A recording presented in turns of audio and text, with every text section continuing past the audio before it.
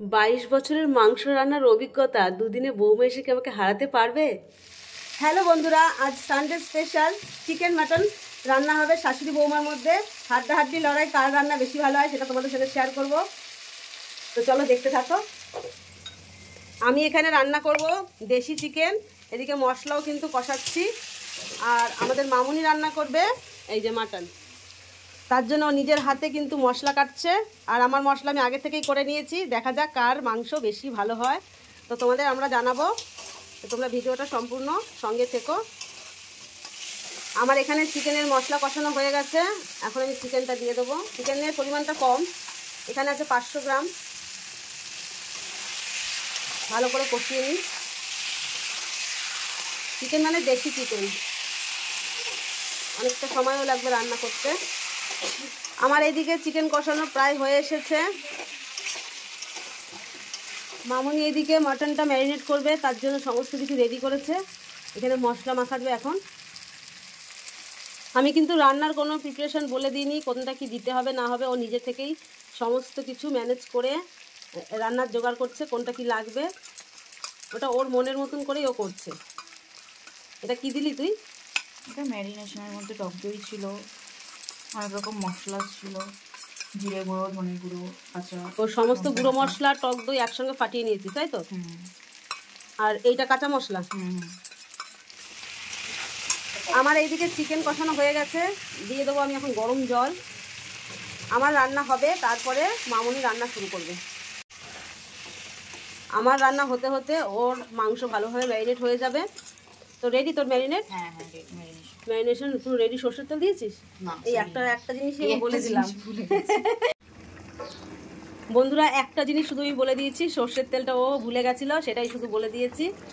তো সর্ষের তেলটা দিয়ে ও আর একবার ভালো করে মাখিয়ে নিচ্ছে।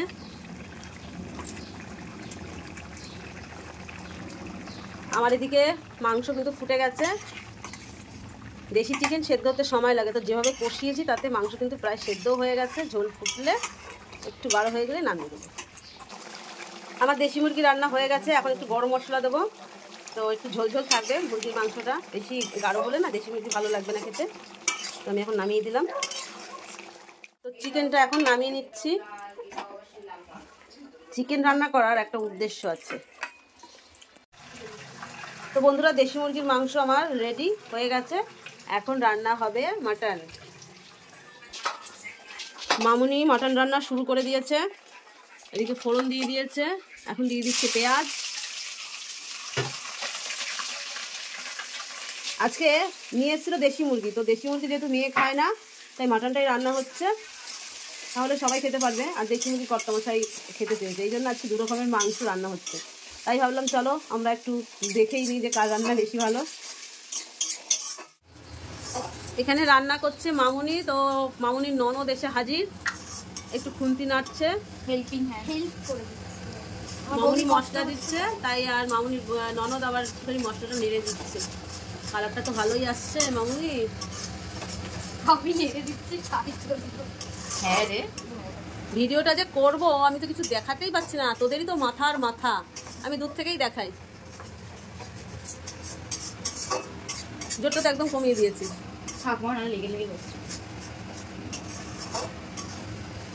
বন্ধুরা, এখন মশলা কষানো হচ্ছে, এদিকে আলুটাও ভাজা রয়েছে। এই যে রাধুনি দাঁড়িয়ে আছে, রাধুনির ননদ এখানে নেড়ে দিচ্ছে, মানে বৌদিকে একটু হেল্প করে দিচ্ছে। বৌদির সরু হাতে কষ্ট হবে। মশলা কষানো হয়ে গেছে, এখন দিয়ে দিচ্ছে মাটনটা। একটুখানি জল দিয়ে দিই। মাংস কষিয়ে এখন প্রেশার কুকারে দেওয়া হচ্ছে।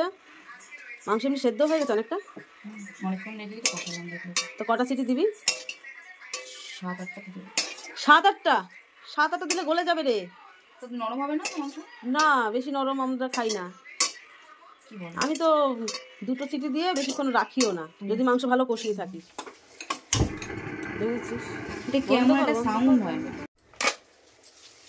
তো মাটন রান্না হয়ে গেছে, এখন প্রেসারে দেওয়া হয়েছে। সিটি মারলেই আমাদের মাটন রেডি, মানে মামুনির হাতের মাটন রেডি। তো তো বন্ধুরা, বৌমার হাতের মাটন রান্না রেডি। আর এই পাশে আছে শাশুড়ির হাতের দেশি চিকেন।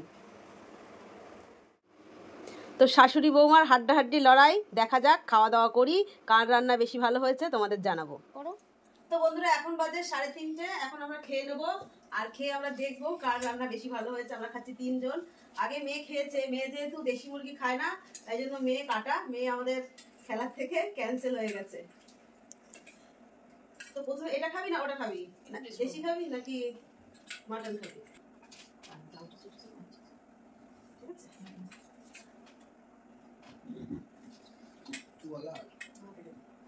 তো প্রথমে আমরা দেশি মুরগি দিয়ে খাচ্ছি, এটা দিয়ে খেয়ে তারপরে মাটন দিয়ে খাবো। তো ভিডিওটা আমি পরে তোমাদের সঙ্গে শেয়ার করবো যে কেমন হলো রান্না। তো বন্ধুরা, চিকেন দিয়ে খাওয়া হয়ে গেছে, যেটা আমার রান্না। ভীষণই ঝাল হয়েছে। রান্না কেমন হয়েছে এখন আমরা কিছু জানাতে পারছি না। এখন খাবো মামুনির হাতের, বৌমার হাতের মাটন, লাল লাল ঝোল। দেখেই তো একদম খিদে পেয়ে যাচ্ছে আরো। আমরা যাদের মতো নিয়ে নেবো, আমি নিয়ে নিলাম। খেয়ে দেখি। তুমি আগে নিতে যাও, ওরাও খা।